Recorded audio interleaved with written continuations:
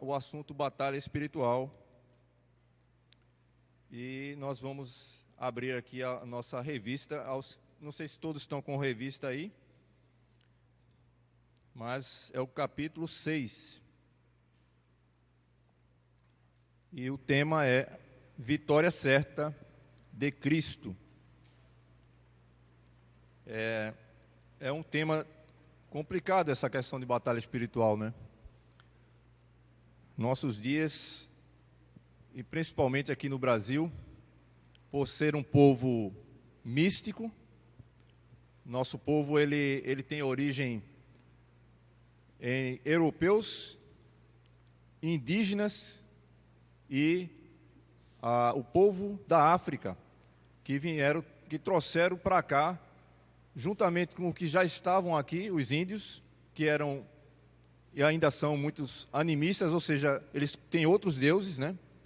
A questão dos pajés, da feitiçaria, e também os cultos, né, que vieram também da África, que envolve também a questão espiritual. Então, o povo brasileiro, ele é por si místico, ele se assusta com muitas coisas espirituais, eles temem essas coisas espirituais.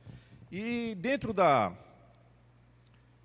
lição, a questão aqui do autor, desde o primeiro capítulo até agora esse capítulo 6, ele vem tratando a diferença entre a batalha espiritual que a igreja hoje conhece e que esse movimento que começou aí no final da década de 80 para 90, aí em torno de 1989, 88, 89, é um movimento de batalha espiritual, foi o auge dele, e onde nós vimos, quem é de 30 anos para trás, cristão, sabe o que eu estou falando, porque eu até já participei de movimentos como esse, né? Então a gente via tudo era o diabo e tudo era místico. Qualquer coisa que tivesse alguma questão que estivesse acontecendo, é o diabo, é alguma coisa espiritual, vamos ter que amarrar, vamos ter que fazer alguma coisa para que aquela situação não continue. Então a gente vivia sob uma opressão de um vulto passasse a Satanás. Vamos ter que orar aqui, irmão, o negócio está feio aqui. A gente parava e começava a interceder aquela coisa e varava às vezes à noite. Por quê? Porque esse movimento ele começou mistificando tudo. Tudo é espiritual, tudo é o diabo e as hostes espirituais da maldade. Então, o autor da revista, ele quer mostrar o que é o entendimento da batalha espiritual para a maioria das igrejas e o que realmente a Bíblia fala a respeito de batalha espiritual. E nessa lição de número 6, se os irmãos estiverem com a revista, vai ser bom, porque eu vou trabalhar um pouco com ela, né? Tá?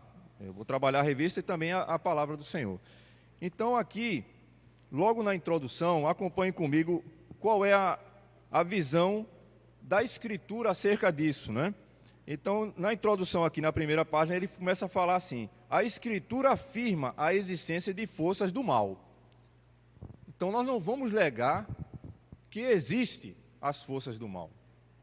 Elas existem.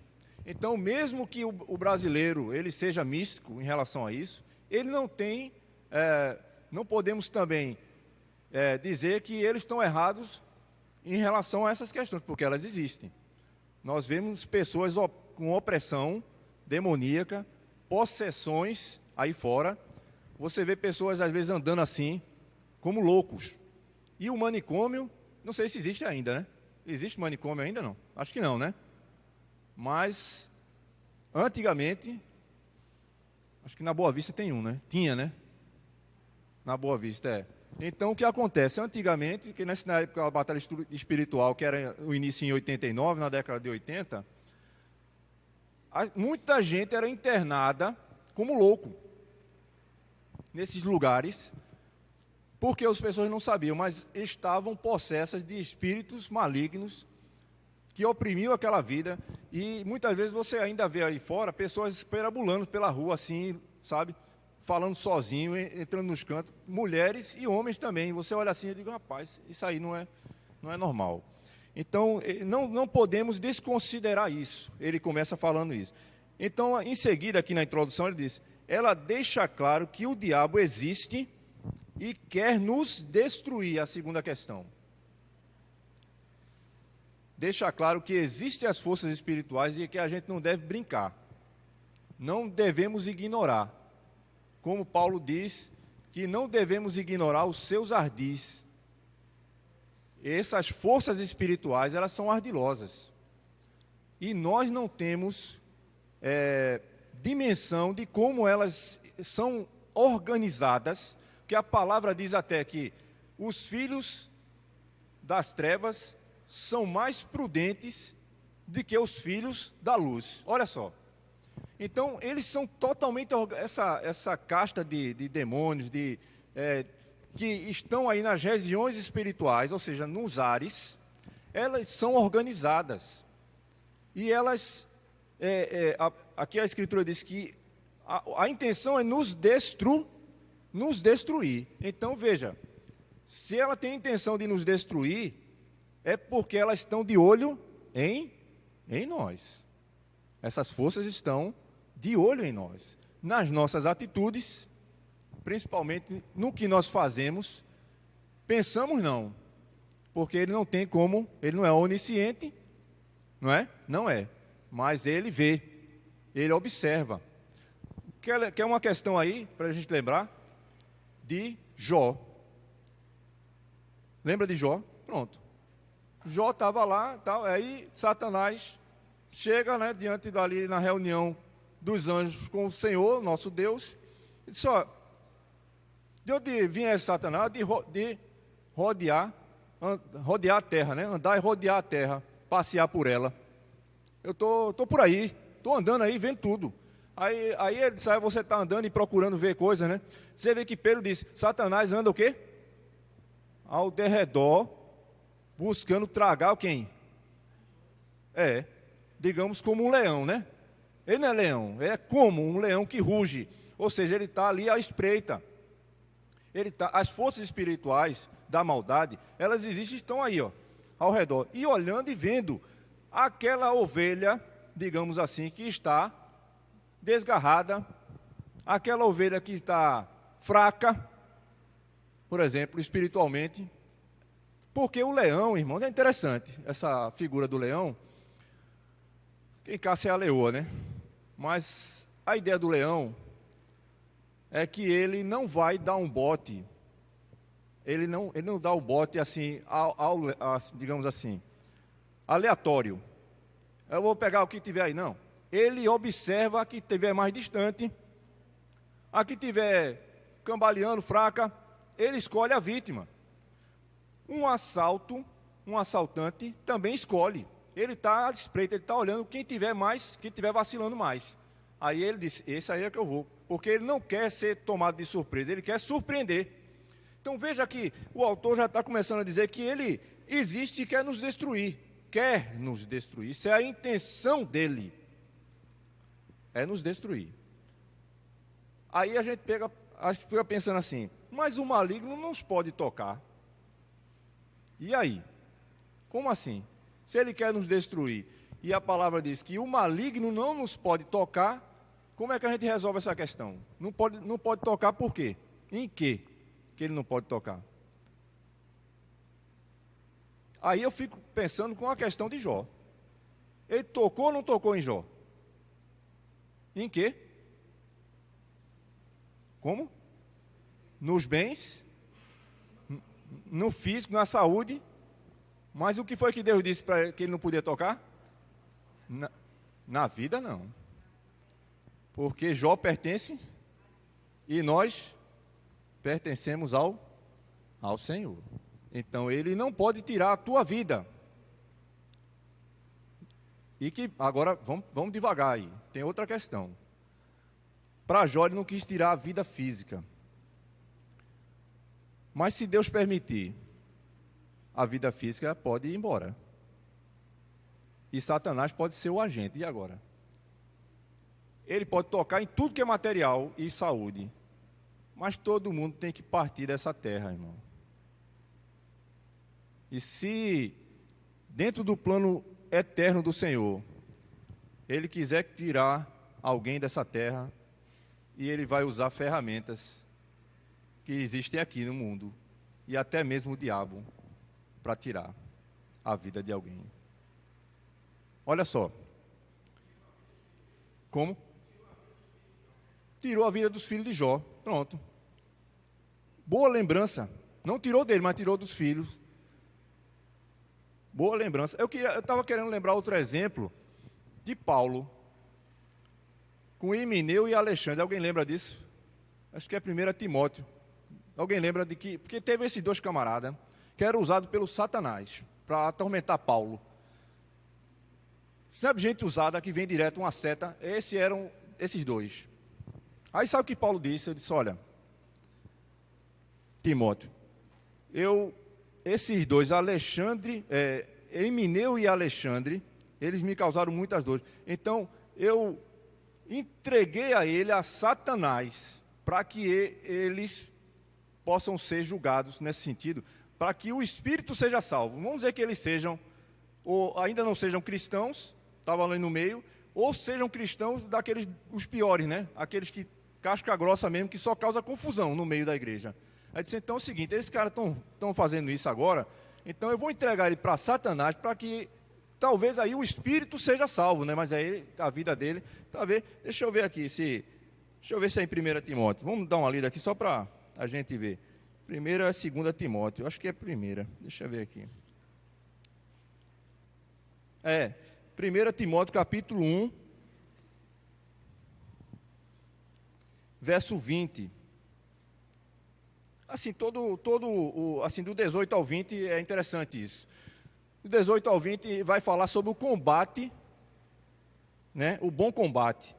Então, ele começa no verso 18 dizendo assim, este é o dever de que te encarrego, ó filho Timóteo, segundo as profecias de que antecipadamente fostes objeto. Combate, veja, combate firmado nelas o bom combate. Olha, se a Bíblia fala sobre, a lição é a batalha espiritual e a vitória de Cristo é certa. Então, existe uma batalha, existe uma opressão e existe a vitória de Cristo. E nós aqui nessa situação, onde entra a gente? Nisso. Tem uma força espiritual do mal combatendo, batalhando. Tem Cristo que é vencedor, mas nós estamos aqui. Cristo voltou para o céu, mas nós estamos aqui. Aí, Paulo diz, você tem que combater, meu amigo. Você tem que combater, você não pode ficar, você é de Cristo, e de braços cruzados e esperando que a coisa aconteça. Não existe isso. Então, Paulo vai mostrar aqui para Timóteo que estamos numa batalha. E as pessoas, às vezes, nem se dão conta de que está na igreja. Quando você entra para a igreja, você entra para o exército do Senhor. As pessoas não pensam nisso, né? É o exército da salvação. Tem até um nome aí que botaram, né? Não sei o que é um movimento. Mas é um exército. E um exército tem a ideia de militar. E o militar é alguém preparado para o confronto. Quem é militar ou foi, não sei, mas ou já viu ou tem parentes, sabe que ele tem que estar preparado para um confronto a qualquer momento. Então ele disse, ó Timóteo, você é meu filho na fé. Paulo já está velhinho aí. Está perto até do seu martírio. E esse Timóteo novo, né, um garoto, 30 anos, sei lá, perto de Paulo já estava próximo de partir. E ele diz, olha, você tem que combater, firmado aqui, o bom combate. Firme. Como nós cantamos aqui, firmeza, né? Firmeza em quê? Em Cristo. Você tem que estar firme em Cristo e combater o bom combate. Por quê? Aí no verso 19 ele diz assim, mantendo fé e boa consciência, porquanto alguns, tendo rejeitado a boa consciência, vieram a naufragar Olha aí. Ou você... Vamos entender isso aqui, irmão. Vieram a naufragar na fé, então esse pessoal estava no meio da igreja. Aí eu fico pensando, será que esse pessoal era cristão mesmo, tinha um encontro com Cristo mesmo, porque ele disse naufragar na fé. Pode ser que ele não tinha um encontro com Cristo ainda, aí a impressão que dá é que ele abandonou a fé. Mas eu creio que aqueles que creram de fato não abandonam. Somente os que não tiveram ainda um encontro com Cristo. E pode ser a questão de naufragar na fé, eles ficarem... O que é uma pessoa naufragando? Você vê a ideia de um navio afundando, e ela está naufragando, ela está submergindo, ela está sem forças para se manter sobre as águas. Ela está sem força. Então pode dar a ideia também de alguém que está frio na fé. Uma pessoa fria na fé é um alvo fácil para Satanás. E aí Paulo vai dizendo assim: e dentre esses, veja o verso 20, se contam Himeneu e Alexandre, os quais entreguei a quem? A Satanás, para serem castigados, a fim de não mais blasfemarem. Está vendo aí? Então é como se é possível que o maligno toque alguém até que ele morra fisicamente. Só que ele não pode tocar na vida eterna. Ele não vai poder tocar. Para aqueles que realmente se arrependeram e estão debaixo da graça e da misericórdia de Deus. Por isso que é tão sério essa questão. O maligno não pode tocar na vida de quem entregou-se para o Senhor. Voltando aqui para a revista, irmãos, ele continua aqui, dizendo, depois de ela, aqui na introdução, né? Então, o diabo existe e quer nos destruir. Ela diz que os inimigos da igreja são os espíritos perversos, numerosos e mais poderosos do que o ser humano, que são astutos, inteligentes e têm domínio sobre o mundo imerso em pecado. Olha a questão aí. Se existe uma batalha, esses espíritos são inteligentes e eles arquitetam as coisas. Como é que eles afligem? Como é que eles chegam a afligir as pessoas, principalmente a igreja? Como é que eles conseguem fazer isso? Como é que você acha que eles conseguem? Já que eles são o ar, ele está no ar. O ar você não pega, você não toca, eles não têm corpo. Como é que eles fazem para oprimir, para fazer uma perturbação como esses dois, que eram Alexandre e Himeneu, que perturbaram Paulo, deixaram ele louco. Ele disse: rapaz, eu vou entregar você para o diabo, para vocês verem o que é bom aí. Vocês estão querendo ser o quê? Então, como é que eles fazem para oprimir a igreja? Eles vão fazer como? Já que eles não têm corpo. Como é que vocês acham? Como é que funciona isso? Aqui nós não temos manifestações, né? Mas é bem claro que nossa batalha, ela é interessante isso, porque eles vão, aqui o autor vai dizer que eles usam o quê? As pessoas para oprimir. Veja, aqui no final ele vai dizer que eles são inteligentes, aqui na introdução, no primeiro parágrafo ele vai dizer assim, eles são numerosos, mais poderosos que o ser humano. Quer dizer, eles são mais poderosos do que nós. Eles são espíritos. Eles se deslocam numa velocidade fantástica. Estão no ar, estão ao redor. Mas mesmo sendo poderosos, eles não vão fazer nada, porque eles são espírito e nós somos corpo, alma, ou alma e espírito, mas nós temos um corpo. E como eles não têm um corpo para se expressar, eles precisam de um corpo para fazer a maldade. Então aqui eles vão utilizar o quê? E tem domínio aqui, inteligentes e tem domínio, no final aqui do parágrafo, da introdução, sobre o mundo imerso em pecado. Então não é mundo, mas o mundo aí, as pessoas que estão no pecado são usadas como setas de Satanás para afligir a nossa vida. Aí você entende, aí você começa a ter uma percepção melhor no trabalho, na escola, no meio da vizinhança. Em todo lugar você está, que é no mundo.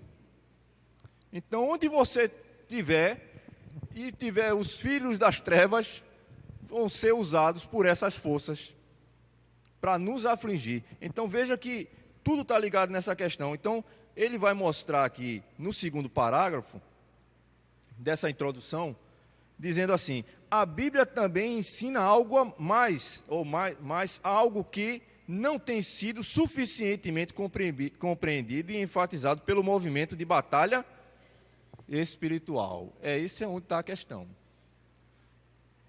Onde está a questão? Porque, como existe tudo isso, e esse movimento, ele vai mostrar que, já que é uma batalha, e você é um soldado de Cristo, você tem que Você tem que batalhar. O movimento de batalha espiritual, ele vai mostrar isso. Que como você não é uma pessoa comum, mas você agora é um soldado de Cristo, e eles têm textos que eles começam a falar sobre isso, por exemplo, em Timóteo, acho que 2 Timóteo ele vai dizer, combate o bom combate, né? E ele diz, como um bom soldado, né? Como um bom soldado. E ele diz que todo aquele que é arregimentado, não pelo Senhor, né? Ele não tem mais a satisfação de se embaraçar mais com negócios dessa vida, mas a satisfação dele é agradar aquele que o chamou. Então, se eu sou um soldado, eu tenho que batalhar. Então, o erro está aí. O erro do movimento de batalha espiritual, e que as igrejas não compreendem, é que, como você é um soldado, você tem que batalhar, você tem que ir de encontro ao inimigo, você tem que sair da sua posição, ir aonde o inimigo está e batalhar contra ele e atacá-lo. Esse é o problema da revista. Ele vai mostrar aqui. Então, ele vai mostrar aqui, ó, dentro desse segundo parágrafo, esse algo mais, que não é compreendido pelo movimento de batalha espiritual. Ele diz: as forças do mal já estão derrotadas na cruz do Calvário. Cristo ganhou a batalha final contra as hostes espirituais do mal. E isso é o que veremos nessa lição. Por quê? Porque o tema da lição é vitória certa de Cristo. Então, como falei no início, Cristo venceu essas hostes espirituais, como está descrito aqui. Elas estão derrotadas, mas tem nós aqui, entre o que Cristo conquistou, não é? E derrotou essas hostes, e nós que estamos aqui. Então, qual é a força que essas hostes espirituais têm hoje, já que Cristo venceu elas na cruz do Calvário? Qual é a força que elas têm hoje? E qual é a estratégia que elas têm hoje para a nossa vida aqui? Qual é a intenção delas, já que Cristo já venceu? Então, a gente precisa ver isso aí. Então, ele vai mostrar aqui no primeiro ponto, a vitória de Cristo descrita, já começa a mostrar que essa vitória não começa em Cristo, quando ele nasce aqui, mas predito desde o início dos tempos, porque essa guerra começou lá atrás. O mundo está como está hoje, porque o primeiro homem e a primeira mulher falharam, saíram da presença de Deus, e toda a humanidade agora está debaixo dessa opressão. Eles entregaram o governo, preste atenção nisso, Deus é soberano sobre tudo.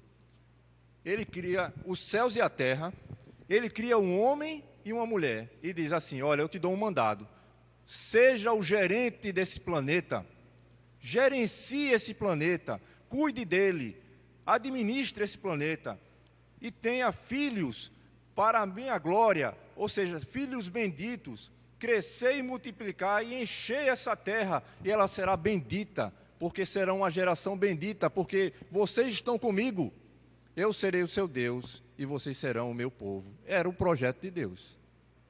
Aí esse homem resolve sair da presença do Senhor com sua mulher, e de uma certa forma, o governo que era para estar na mão desse homem, dessa mulher e dos seus descendentes, passa para a mão da serpente, de uma certa forma.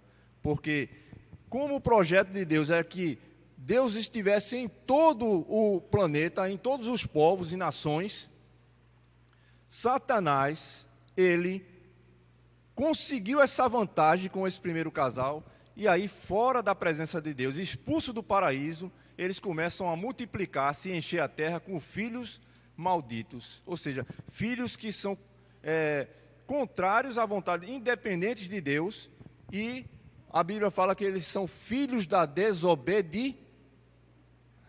Paulo diz isso. Porque se a gente pegar aqui, irmãos, abra, por favor, aqui em Efésios capítulo 2, 1, nós vamos entender melhor sobre isso. Não é? Efésios, veja, do pecado para a salvação e graça. Como ele está mostrando que, aqui na revista, que tudo isso teve um início, né, a vitória de Cristo, lá atrás no Gênesis, porque existe o proto-evangelho, quer dizer, o primeiro evangelho, e foi profetizado para Adão e Eva sobre o descendente dela, da mulher, que esmagaria a cabeça da serpente. Aí nós vamos entender sobre esmagar a cabeça da serpente. Não é matar, é esmagar. Aí por isso que a gente vai ver como é que é esse conflito que a gente vive aqui dentro, já que Cristo venceu na cruz. Por que esses demônios, essas hostes não estão neutralizadas, já que ele venceu? Porque uma vez que uma pessoa vence algo, então acabou.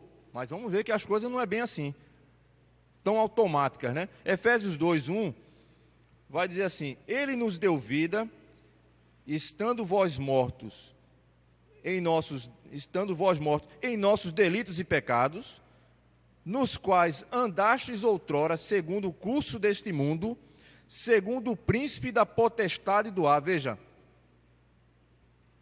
do ar, os demônios que estão no ar.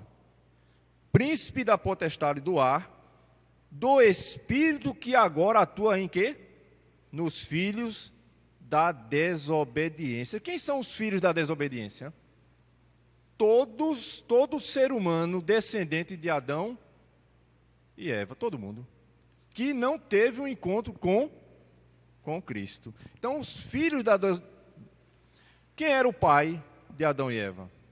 Deus. Eles foram desfiliados, expulsos, como alguém que deserda o filho ou a filha. O pai deserdou Adão e Eva. E aí, teve outro pai que adotou, entre aspas, esses filhos. Então, esses filhos são filhos da desobediência de Adão e Eva. E é interessante que o próprio Jesus fala dos fariseus, no capítulo 8 de João, que ele disse, quando os fariseus argumentam com Jesus, dizendo assim, nós temos um pai, Deus é o nosso pai. Vocês são filhos do diabo. O diabo é que é o vosso pai, que ele é mentiroso, ele é homicida lá atrás. E mentiroso, porque ele é o pai da mentira, porque ele enganou Adão e Eva, ele é o pai da mentira. Vocês agora são filhos dele. Todo mundo que não tem um encontro com Cristo, não teve ainda, eles são filhos da desobediência. E é interessante que na revista ele vai mostrar justamente isso, não é? Agora veja, ainda em Efésios, ele começa dizendo aqui, verso 3, 2, 3, entre os quais também todos nós andamos outrora, segundo as inclinações da nossa carne, e fazendo a vontade da carne e dos pensamentos, e éramos por natureza filhos da ira, como também os demais. Filhos da ira. Então veja, Deus está irado com este povo que é rebelde contra ele, tão quanto as potestades e os principados que também se rebelaram contra o próprio Deus, como Satanás e seus anjos, como ele e a terça parte dos anjos que se rebelaram juntamente com ele. Deus também está irado igualmente com aqueles que passam a ser filhos do diabo. Então veja que nós éramos dessa forma, nós éramos por natureza filhos da ira, éramos. E aqui é interessante, irmãos, porque Jesus ele vai falar, de uma certa forma, aqui, até na revista ele vai falar sobre isso, sobre a questão, aqui tem um texto, Marcos 3, 26 ao 27, que é a questão que Cristo vai falar sobre o reino dividido. Porque alguns diziam que Jesus expulsava o demônio por Beelzebu. Ou seja, aí ele vai dizer, como é que Satanás vai ser contra Satanás? Não é interessante isso? Então veja, aqueles que pertencem ao diabo, ele não está preocupado. Já está no reino dele. Porque ele não vai estar preocupado, eles já estão fazendo a vontade da carne e dos pensamentos, que é a vontade do diabo. Eles já estão fazendo, ele não está preocupado. Ele está preocupado com aqueles que eram do império de trevas. Aqueles que foram tirados do império dele e transportados para o reino do Senhor. Então a batalha espiritual verdadeira, ela está focada na intenção dessas hostes espirituais conosco. Qual é a intenção deles em relação à nossa vida? O que eles estão esperando de nós, já que a vida eterna ele não pode nos tirar. O que é que eles podem tirar de nós hoje, como povo de Deus? Que os dele ele já tem. Então ele vai atrás da igreja. E aí é onde está a questão de percepção espiritual, de entendermos qual é a verdadeira batalha espiritual. E aqui é interessante, veja, na revista, no primeiro ponto, ele vai fazer aqui na parte A, ele tem um subtítulo aqui dizendo, a serpente esmagada, que é o que eu falei. A profecia lá atrás, em Gênesis no capítulo 3:15, ele vai mostrar que o descendente da mulher, ele disse, olha, teu descendente, ele esmagará a cabeça da serpente. E tu, serpente, lhe ferirás o calcanhar. O que é isso? Veja que a serpente fere. Ela fere. Fere o cabeça, que é Cristo, porque o descendente da mulher é Cristo, que esmaga a cabeça da serpente. Sabe qual é a ideia de esmagar a cabeça da serpente? Veja na sua revista, até dizendo aqui, ó. Veja aqui nesse início. Temos o proto-evangelho, o anúncio da vitória de Cristo, feito logo depois de ocorrer o primeiro pecado. O que é isso, proto-evangelho? É o primeiro evangelho. O primeiro evangelho, mostrando lá atrás do que Cristo ia fazer lá na frente. Aí aqui, em seguida, ele diz, a semente da mulher que havia de vir é Jesus Cristo, o qual feriu na cruz do Calvário a cabeça da serpente. Veja, não matou a serpente. Ela foi ferida por Cristo. A ideia de esmagar a cabeça da serpente, sabe a pessoa ser esmagada, vamos dizer assim, aquele que pega no pescoço, e você não consegue respirar, você fica com fôlego curto, não para a respiração, mas deixa a respiração ruim. Você já teve esse problema de ficar com falta de ar? Eu já tive. Irmãos, a sensação é terrível. Está aqui minha mulher.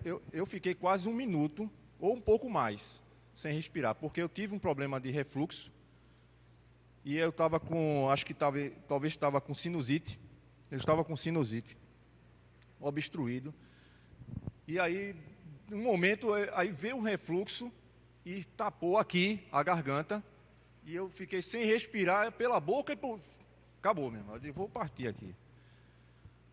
Fechou tudo, aí eu fiquei assim, ó, e é um negócio, você está tentando respirar, então depois de um tempo, por Deus, né, porque senão eu tinha partido ali já, aquele refluxo ele voltou e eu consegui respirar. Pois a ideia de esmagar a cabeça da serpente é fazer com que a força dela diminua, mas não mata inicialmente, mas diminui a força dela e a respiração, ou seja, ela não tem aquela força que tinha antes. Então, ele está mostrando aqui na revista, veja, ainda aqui nesse primeiro ponto, feriu na cruz do Calvário a cabeça da serpente, que é Satanás. A implicação é que Satanás vive atualmente, veja, a revista está dizendo, vive atualmente em seus estertores mortais.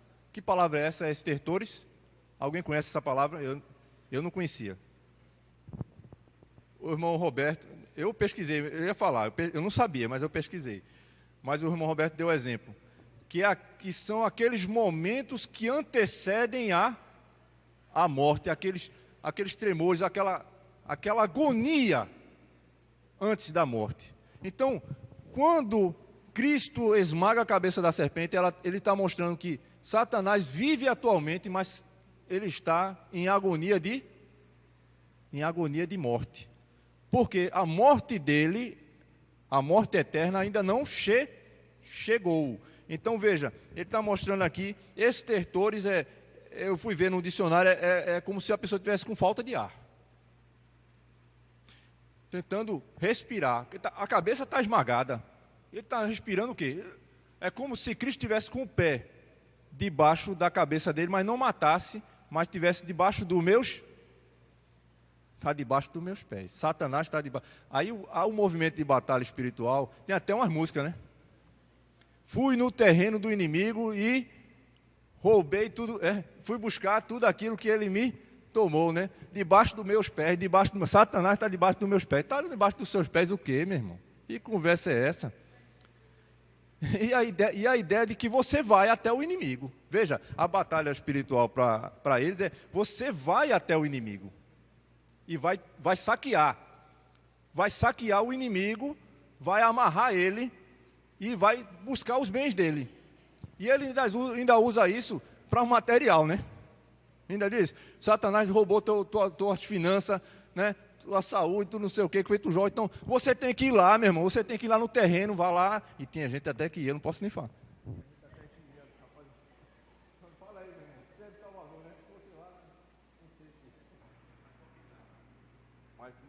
Que exemplo bom, né? Mas esse estremecido aí da serpente, da cobra, faz um estrago, viu, irmão? O irmão está dizendo que aqui o nordestês, né? Ou pernambuquês, não sei se... Tá no dicionário. É popular, né? Virou vernáculo, virou, né, verbete, não chamam, né? Não sei. Pertence à língua oficial, já foi incorporada, né? Mas antigamente era o pernambuquês mesmo.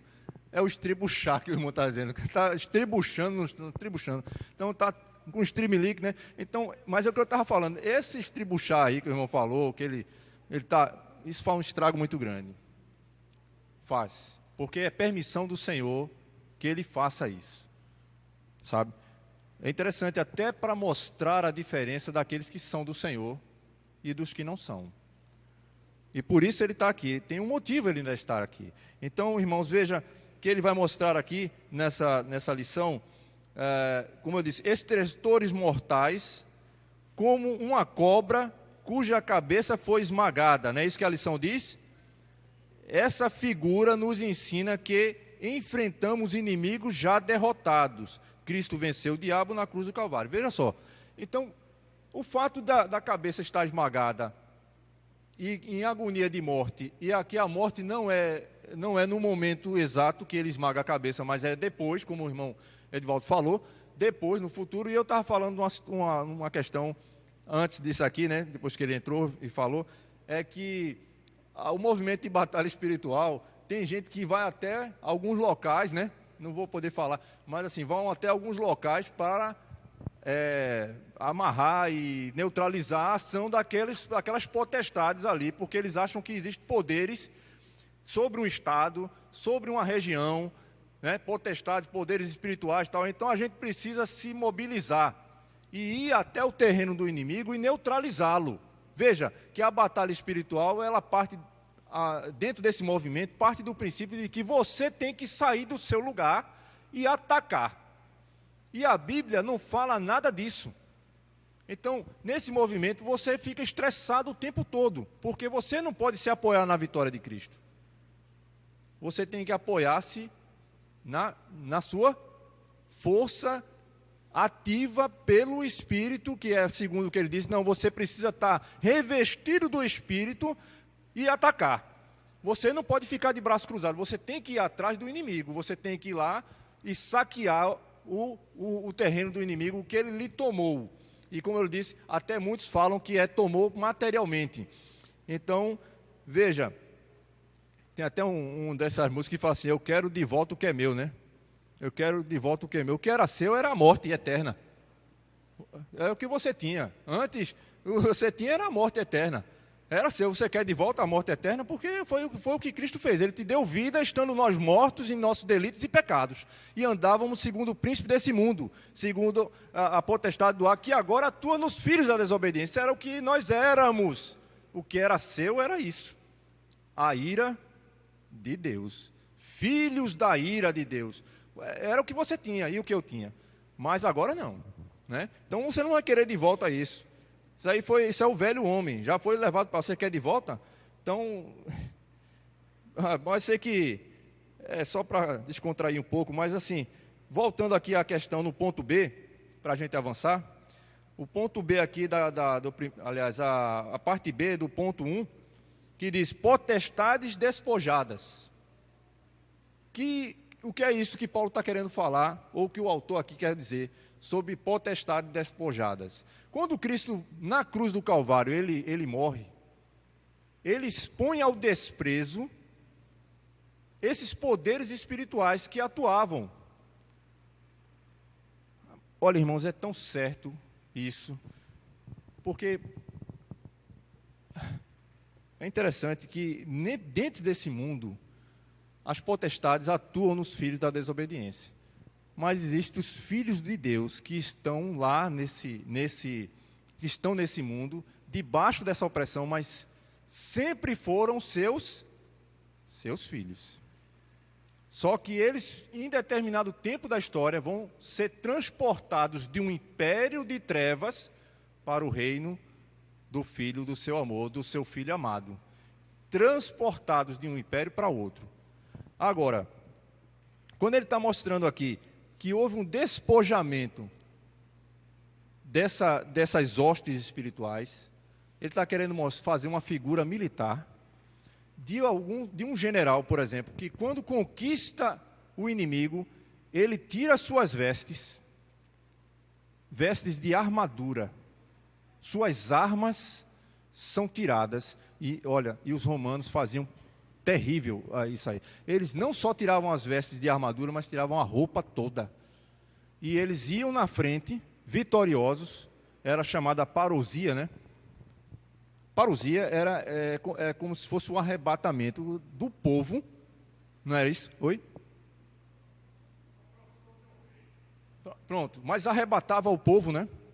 Para receber o general vitorioso ou um rei, como ele está dizendo. Então o povo ficava fazendo aquela procissão assim para receber. E ali vinha o rei vitorioso, vinha o general vitorioso e atrás dele vinha os inimigos derrotados, despojados das suas armaduras, humilhados, expostos ao ridículo em meio a todo mundo, ao espetáculo.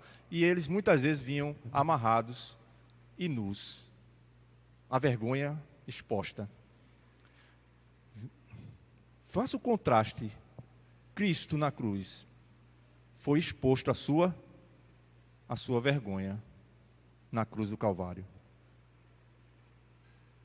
Depois que ele morre e ao terceiro dia ele ressuscita, aí quem foi envergonhado foram aqueles que o afligiam.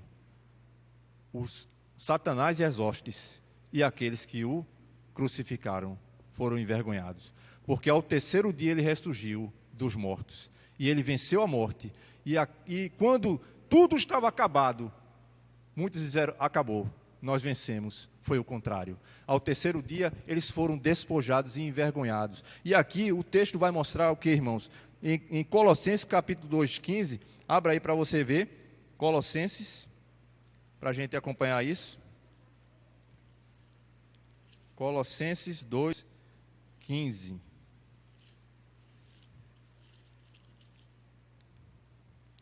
Veja, vamos pegar a partir do 13. Veja, Colossenses 2:13 ao 15.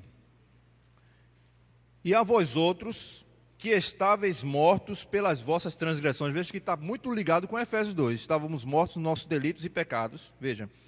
E pela incircuncisão da vossa carne, ou seja, os gentios, nós não éramos judeus, veja, vos deu vida juntamente com ele, perdoando todos os nossos delitos. 14. Tendo cancelado o que, irmãos? O escrito de dívida que era contra nós e que constava de ordenança, o qual nos era prejudicial, removeu inteiramente, encravando-o na cruz. Veja, que escrito de dívida é esse? É que como Adão e Eva pecaram e o pecado passou a todos os homens, o diabo tinha é como se tivesse a posse dessas pessoas. Você entende? Ele tem a posse dessas pessoas que pecaram contra Deus e perderam o espaço delas junto ao Senhor. Agora eles estão no mundo e eu sou o príncipe desse mundo, o príncipe da potestade do ar, eu atuo sobre ela, eu tenho direito. Está aqui a carta, eu tenho direito. O salário do pecado é o quê? É a morte. Então eu tenho direito sobre elas. Nesse sentido, porque eles agora atuam, eu atuo neles, eu sou o pai deles. Aí o que acontece? Esses inimigos tinham essa carta antes da nossa vida, de ter a conversão, ele tinha essa carta, esse direito sobre nossa vida.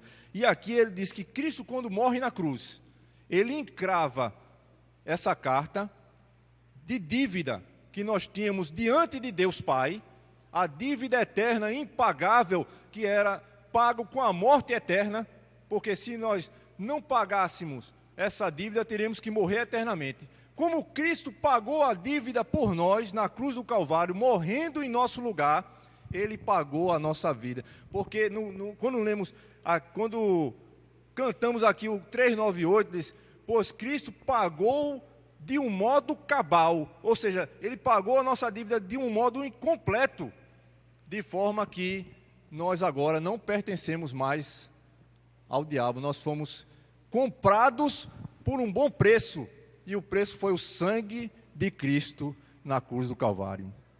Foi um grande preço.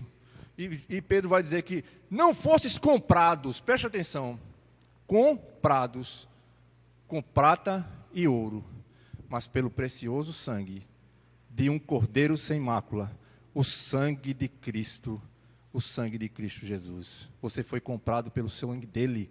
E aí, irmãos, nós pertencemos ao Senhor. E aqui ele está mostrando, nessa questão aqui, não é, de Filipenses, aqui no versículo 15, para encerrar essa parte, ele diz, e despojando, o que a lição está falando, os principados e potestades, publicamente os expôs ao desprezo, triunfando deles na cruz. Essa imagem do desprezo dos inimigos sendo arrastados, despojados das suas armaduras. Aí a gente vai entender melhor, irmãos, o que ele vai falar aqui, né, sobre essa questão de saquear o terreno do inimigo, o que acontece com a batalha espiritual entendida aí fora. Você tem que sair da sua posição, o inimigo precisa ser amarrado, precisa ser saqueado.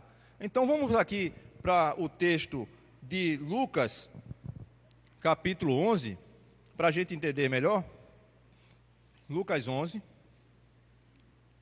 é uma parábola que o Senhor fala sobre o amarrar o valente. Então vamos entender melhor sobre o que Cristo está querendo falar sobre isso.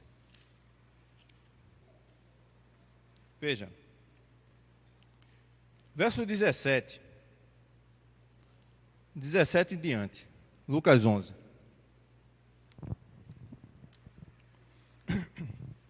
Veja lá, Lucas 11, 17. E sabendo ele o que se lhe passava pelo Espírito, disse-lhes, todo o reino dividido contra si mesmo ficará deserto, e a casa sobre casa cairá. Primeira coisa que ele diz isso, todo o reino dividido não ficará, não subsistirá. Então, no 18 ele vai dizer, se também Satanás estiver dividido contra si mesmo, como subsistirá o seu reino? Isto porque dizieis que eu expulso os demônios por Beelzebu. Lembra que eu falei sobre isso?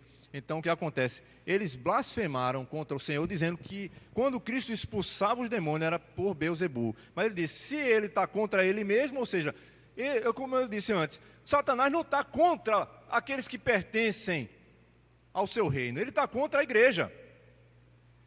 Ele está em busca da igreja. Então, veja, aí o que ele está dizendo aqui, no verso 19, e se eu expulso os demônios por Beelzebu, por quem os expulsam vossos filhos, por isso eles mesmos serão vossos juízes. Verso 20, se porém eu expulso os demônios pelo dedo de Deus, certamente é chegado o reino de Deus sobre vós. Quando o valente, aí é onde está a questão aqui, ó, veja, quando o valente, bem armado, veja, guarda a sua própria casa, ficam em segurança todos os seus bens. Enquanto o valente está lá, e bem guardado, todos os seus bens lhe pertencem. Aí veja, 22, sobrevindo, porém, um mais valente do que ele, vence-o, tira-lhe a armadura em que confiava e lhe divide os despojos. Quem não é por mim, é contra mim, e quem comigo não ajunta, espalha. Então, não existe, são dois reinos, ou você está em um ou em outro, nunca no meio. Ou você está com Cristo, ou você está no reino das trevas, ou está no reino da luz com Cristo. Só existe dois reinos, ou você vai estar em um ou em outro. E ele está mostrando aqui que o mais valente, ele vai e amarra, e ele despoja tudo, então ele pode saquear os bens. E os bens, a revista vai dizer aqui, que são as pessoas que Satanás domina. Então, ele, com a esmagar a cabeça da serpente, está tirando a força dele em enganar as nações, para que não lhe resplandeçam a luz do Evangelho. É interessante isso, porque 2 Coríntios, se eu não me engano, capítulo 3, Paulo vai dizer assim, 2 Coríntios 3, ele vai dizer que o Deus desse século, com D minúsculo, cegou o entendimento dos incrédulos para que não lhe resplandeçam a luz do Evangelho de Cristo Jesus. Mas nós fomos iluminados por Ele. Então mostra que só os incrédulos permanecerão como filhos da desobediência. E somente os que são dele serão tirados desse império. Somente aqueles que pertencem ao Senhor. Quem são? Os que creem no seu nome. Os que se arrependem dos seus pecados e entregam a sua vida ao único Senhor e Salvador. Então veja que ele está mostrando que em parte alguma do Novo Testamento vai mostrar que a batalha espiritual, você tem que atacar o inimigo. Você não tem que atacar. Você não tem que atacar inimigo nenhum. Foi Cristo que atacou ele. Foi Cristo que é mais valente do que ele, que entrou na casa dele e o amarrou e depois deixou ele sem ação, despojou a sua força, as suas armas e saqueou as pessoas que pertenciam a ele, aquelas as quais creram no seu nome, os seus, que estavam aprisionados no império de trevas e agora foram transportadas para o seu reino. É isso que Cristo fez, portanto, eu não tenho que ir atrás para batalhar contra o inimigo. O que é que eu tenho que fazer então, irmãos? O que é que a igreja tem que fazer aqui? A Bíblia não ensina você batalhar contra, mas a verdadeira batalha espiritual não é de ataque, sim de defesa. E defesa do Evangelho. Já ouviu falar da palavra apologética? É defesa da fé. Então, na batalha espiritual para nós hoje, já que essas forças existem, atuam e querem destruir a nós, querem destruir em quê? Como eles não podem tirar a nossa vida eterna, eles podem fazer muita coisa aqui, que é nos tirar do caminho que Cristo quer te usar como alguém que seja abençoador, como alguém que tenha frutos, que abençoe as pessoas, que a tua vida seja usada para a glória de Deus. Ele quer fazer isso. E ele vai usar pecados e também vai usar que a verdadeira batalha está aqui, ó, no campo da nossa mente. Porque Gálatas capítulo 5, Paulo vai dizer que a nossa luta, ela ela é contra as hostes espirituais da maldade. E ela vai mostrar também que, ele diz assim, em Gálatas 5, a partir do verso 16, que a nossa carne milita contra o Espírito, e o Espírito contra a carne, para que, porventura, não façais o que é o vosso querer. Você é de Cristo, e o vosso querer é agradar ao Senhor. Mas a natureza de pecado que está na sua vida ainda, ela é alvo das forças espirituais da maldade, para te tirar do caminho. Você não perde a vida eterna, mas você perde muito do Senhor. Para ser útil nessa terra, para testificar o seu nome, para que pessoas sejam abençoadas através da sua vida. Irmãos, como nós perdemos muito tempo, porque Satanás, ele ardil. Então ele bota ciladas, ele faz você desviar o foco daquilo que é eterno, daquilo que são as coisas espirituais, as coisas celestiais, faz você pensar nas coisas da terra e deixa você sobrecarregado com tantas coisas, e você esquece primeiramente do reino de Deus e da sua justiça, e corre atrás das outras coisas. Ele faz isso. Ele fez isso com o povo de Israel. Quando o povo queria adorar no deserto, sabe o que ele fez? Não, eu vou usar Faraó para ele aumentar a carga de trabalho para eles, para que eu não dê a palha para eles, não. Deixa que eles mesmos vão pegar a palha para fazer o tijolo, queimar, fazer tudo. Então ele duplicou a carga sobre eles, porque eles eram, esse povo está ocioso. Faraó esse povo está ocioso porque eles querem adorar a Deus. Não, vamos dar mais trabalho, mais carga, tudo para que eles saiam desse foco de adorar a Deus. Ele quer fazer isso, ele quer tirar você do foco, já que ele não pode tirar a tua vida, ele vai atrapalhar a tua vida. Então a gente precisa estar revestido da couraça da justiça, de toda a armadura de Deus, como diz em Efésios capítulo 6, para poder resistir nesse dia que vem um ataque das forças espirituais da maldade, para nos impedir a caminhada. São obstáculos que ele nos coloca para que a gente possa se cansar, a gente se fadigar e desanimar. Então, irmãos, a nossa batalha é essa, é de resistência. Eu sei que a hora já avança, e eu não vou trabalhar todos esses pontos aqui, porque eu já falei para vocês sobre isso. Mas eu quero deixar claro aqui, interessante, vou passar para o ponto D, rapidamente. O ponto D mostra aqui a morte da morte, em Hebreus capítulo 2, 14. Ele vai dizer que o autor usa a imagem para descrever a vitória de Cristo sobre Satanás, e ele destrói aquele que tem o poder da morte. Em outras palavras, o texto diz que Cristo, por meio da sua morte, destruiu o diabo, ou seja, tornou-o inoperante e ineficaz. Em Hebreus 2,14, aprendemos que Jesus, aqui na revista, tomou o poder que o diabo tinha sobre a morte. Ao dizer que Jesus destruiu o diabo, o autor de Hebreus não está dizendo que Jesus deu um fim à existência do diabo, veja, mas que anulou e desfez seu poder sobre a morte. Ele não anulou, então ele ainda existe um poder sobre ele é mais poderoso que nós, e a intenção dele é essa que eu disse, que é deixar você e eu distantes do propósito do Senhor. Então vamos pular aqui para o ponto F. Ponto F diz o dragão amarrado. E ele diz assim, vamos ver esse texto aqui em Apocalipse 20, que foi o que o irmão Edivaldo falou, não é isso? O irmão Edivaldo falou sobre essa questão do futuro. Ele está amarrado aqui a cabeça dele, mas no futuro vai ser destruído. Apocalipse 20, a partir do verso 1. A gente vai para aqui, para nós chegarmos aí à conclusão.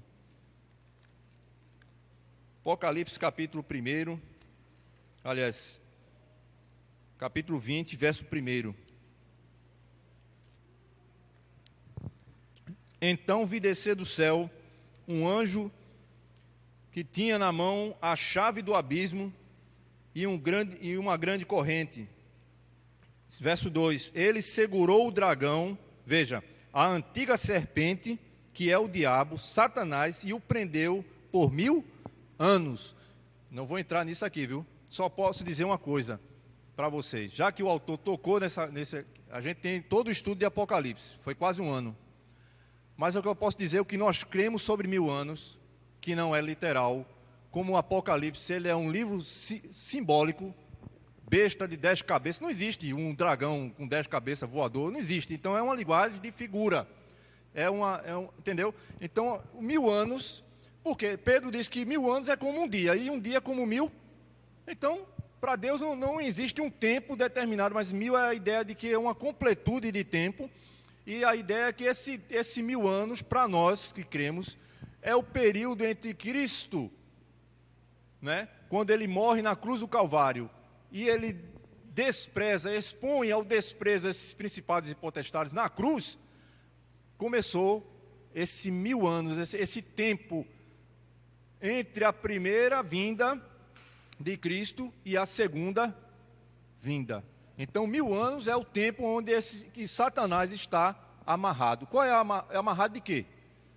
Lembra que não somos nós que amarramos, foi Cristo que amarrou. Ele amarrou o poder dele de enganar as nações. Ou seja, ele não pode mais cegar aqueles que são de Cristo. Ele só cega o entendimento dos incrédulos. Mas aqueles que creem saem desse império. Então ele não tem mais domínio sobre todos. A força dele foi anulada. Então ele está mostrando com isso que durante esse período ele foi amarrado. Agora eu quero vamos pular aqui para o verso 7, né? 10? É verdade. Que ia continuar sobre os 1000 anos, né? No 7. Mas tudo bem, vamos pular para o 10. O 10. O diabo, o sedutor deles, foi lançado para dentro do lago de fogo e enxofre, onde já se encontram não só a besta, como também o falso profeta, e serão atormentados de dia e de noite pelos séculos dos séculos. Meu irmão, você imagina que a morte, para muita gente aqui, a morte é o fim de tudo. Não é. As pessoas tiram a vida achando que vai resolver as coisas porque a morte encerrou. Porque a segunda morte aqui, meu irmão, é dia e noite atormentado pelos séculos dos séculos. Você imagina as pessoas estarem nessa condição, achando que a vida aqui já é difícil, cheia de luta, aí morreu? Não. Ele só quando ele morre em Cristo. Como aqui em 14, veja, volte aí as páginas 14 de Apocalipse. Apocalipse 14, 13. Veja a diferença, porque a gente lê o Salmo 116 e diz assim: preciosa é a morte do justo para o Senhor. Mesmo que Satanás, o cruel Satanás que nós cantamos, ele vinha nos cobrir de tentações, ele venha tirar até a nossa vida física, contudo, aquilo que o Senhor comprou na cruz do Calvário, a nossa vida, nós pertencemos a Ele nunca tirará. E aqui João escreveu uma voz do céu que dizia para aqueles que já morreram em Cristo. Veja no verso 13: então ouvi uma voz do céu dizendo, escreve, bem-aventurados mortos que desde agora morrem no Senhor. Sim, diz o Espírito, para que descanse de suas fadigas, pois as suas obras os acompanham. Descanse das suas fadigas, e bem-aventurados são os mortos, que já estão com o Senhor na glória. E por isso, voltando aqui para 20 de Apocalipse, 20, ele vai dizer assim, no verso 13, não é? 20 de Apocalipse: deu o mar os mortos que nele estavam, a morte e o além entregaram os mortos que neles havia, e foram julgados, um por um, segundo as suas obras. Lembre que 13 de Apocalipse 14, 13 vai dizer que as suas obras os acompanham. As nossas obras aqui na terra nos acompanharão. E aqui ele diz aqui, né? Então, verso 14: a morte e o inferno foram lançados para dentro do lago de fogo. Esta é a segunda morte, o lago de fogo. O duro está aqui, no verso 15. E se alguém não foi achado inscrito no livro da vida, esse foi lançado para dentro do lago de fogo. e misericórdia, né, irmãos? Se você pensa que acaba tudo aqui, não. Então, preciosa é para nós termos entregado a vida ao Senhor. E então, irmãos, aqui no final da revista, eu quero ler a conclusão, para a gente, já tocou, né? A conclusão da revista. O que é que ele diz, o autor, na conclusão? Se você está com a revista, leia comigo, se não estiver, só ouça. O diabo pode tentar o crente ao pecado, veja, mas não pode arrancá-lo das mãos de Cristo. A primeira coisa é essa. Ele pode nos tentar, mas não pode nos arrancar da mão de Cristo. Depois, ele está amarrado para fazer isso. Está limitado pelo poder da ressurreição. Ele pode afligir o crente, mas não pode possuí-lo. Porque maior é aquele que está em vós do que aquele que está no mundo. Ele pode colocar obstáculos à obra missionária, mas não pode impedir que o evangelho se espalhe pelo mundo, porque essa é a vontade de Deus. Agora preste atenção nisso. Ele pode semear erro religioso na igreja. Isso ele pode. E é uma das coisas que nós devemos resistir ao diabo. São os falsos mestres. São aqueles que ensinam heresias na igreja. Porque se tem uma coisa mais perniciosa e mais danosa para a igreja, nessa batalha, é o inimigo que nos ataca com heresias, com falsas doutrinas. E o meu povo perece porque lhe falta conhecimento. Então, muitos dos nossos irmãos estão iludidos com falsos mestres aí fora. E é o que Satanás quer. Ele não está nem preocupado com doença, com saúde, com emprego.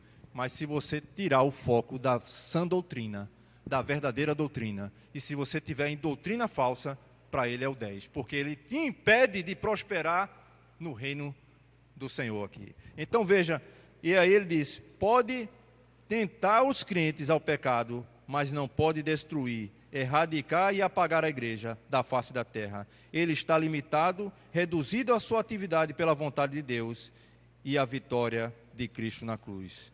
Então, irmãos, eu só quero ler o último texto conosco, sobre Satanás, como ele está hoje e o que Cristo fará no final. Vamos ler todos, Romanos 16, 20, eu queria que todos nós lêssemos, e aí nós vamos ouvir o relatório e encerrar a nossa escola dominical. Romanos, capítulo 16. Tudo isso, irmãos, em breve findará. E nós vamos ter o nosso alívio de estarmos para sempre com o Senhor, livre dessas opressões malignas. Então, Romanos 16, 20. Vamos ler todos juntos, independente da sua versão. Vamos lá? Todos abriram? Romanos 16. Vamos lá. E o Deus da paz em breve esmagará debaixo dos vossos pés a Satanás. A graça de nosso Senhor Jesus Cristo seja convosco. Amém. Que Deus nos ajude sempre a estarmos firmes em nome de Jesus.